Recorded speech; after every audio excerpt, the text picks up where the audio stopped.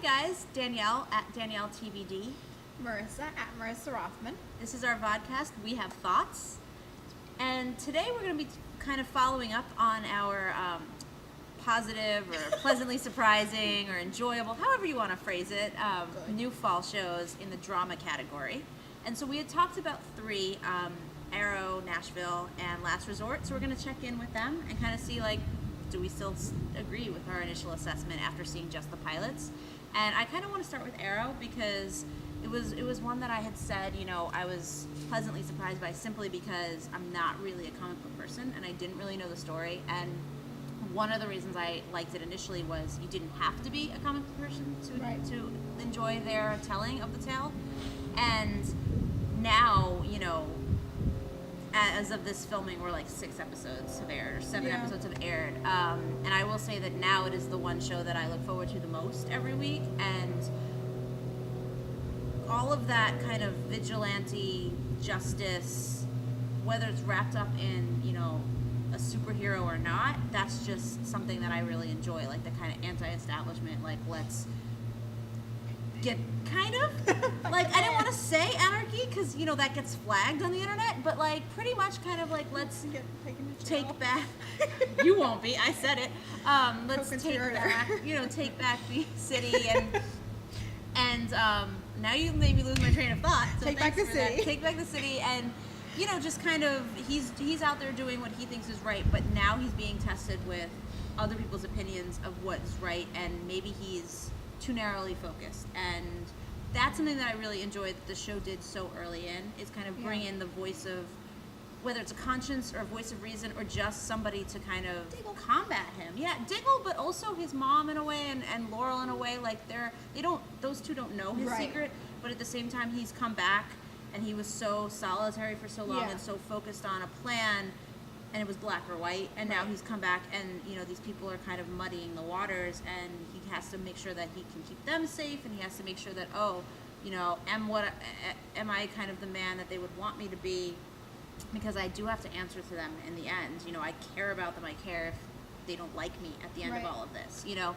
And I think that more, even just, I mean, the stunts are amazing, don't get me wrong, but I really love the family drama too, and they haven't done as much with it as I think they will, in terms of like how much his mother knows and how much his mother's being affected or maybe manipulating the situation.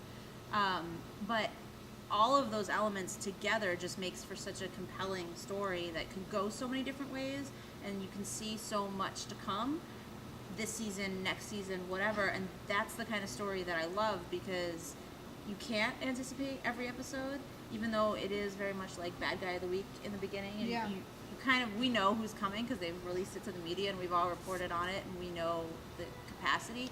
But above and beyond that, you know, there are these little intricacies that are all going to add up and kind of affect him as a man and as a character. And, you know, damaged dark men, that's my jam. So... It is. I'm not afraid to say it on television, not like in life. I don't want like weirdos calling me. But, I mean, those are the characters that I gravitate towards the most. Dexter, Dean Winchester, and now Oliver Queen. And, you know, it doesn't hurt that Stephen Amell is a very, very attractive man. Not but, unattractive. You know, the way that they've written that character, I would love it, I think, no matter who's even in the role. Even if who's likely? I was going to say no matter who's in the role. Like, there's an element of Stephen that endeared me to the pilot more because I genuinely liked him and genuinely wanted to see it do well for him. And that's still very true. I still think he's a great guy and a very thoughtful actor. Yes. But the character has also become so compelling that even if I was just reading scripts, I would be interested. I mean, yeah, it's a show that I've definitely, you know, I really, really, really enjoy it. It's they're not fooling around. You know, I really like that Diggle found out so soon. Yeah. I mean, a lot of shows would have played that out 8, 10, 12 episodes, an entire season even, because, you know, once someone does find out, it does change the dynamic of the show. Mm-hmm. And, you know, it made sense for it to be Diggle. And it does give it a really good dynamic that I'm really enjoying because Diggle isn't just blindly being a yes man. And having, you know, him not have to do the voiceovers every 5 minutes is nice for him, I'd imagine. And, you know, there's actually and for us, because it's not expositional. But you just said, you know, having Diggle find out. And one of the things that I actually really loved was that it wasn't that Diggle found out on his own. It was that Oliver made the choice to reveal himself. Now I want to see in 6 more episodes someone find out on their own and how that works. When it's not Oliver's choice. But at the same time, I feel like for where we were at in the story, that was just a perfect way to absolutely bring someone into his world. Yeah, I mean, it was one of those things where, like, you know, one of the producers tweeted out a cover page of an episode today, and, like, just the title alone excited me. It's a show that I look forward to. You know, I'm really excited for Seth Gable coming on, which... I am too. You can ask Colin O'Donoghue about why. Yeah, you can ask...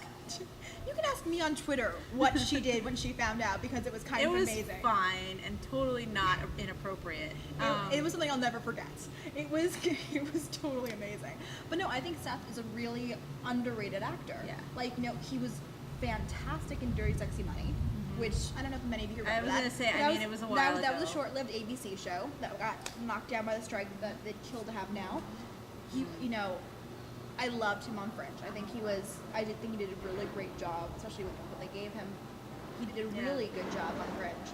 And I'm really excited to see what he brings to the Arrow world. Right. Especially because he's so charming, and that character he needs to be charming, but he also needs to be evil. Yeah. And so I'm kind of, I don't know, it's a different side to him. Right. So I'm very curious to see what they do, but just in general, like, I love that they're so into expanding the world, even though it's early. Like, you know who all your people are, and now it's about seeing how they react to other people and put them in situations where it really tests them. Right.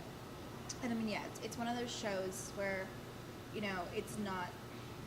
I can understand why some people might be hesitant to watch it, because they're like, oh, it's a comic book show. Oh, it's for boys. Oh, it's just a pretty face. Oh, it's on the CW. But at this point in the game, beyond all of that. It's beyond all of that. And, you know, I'm so glad that it's doing well for CW. I'm so glad. So well.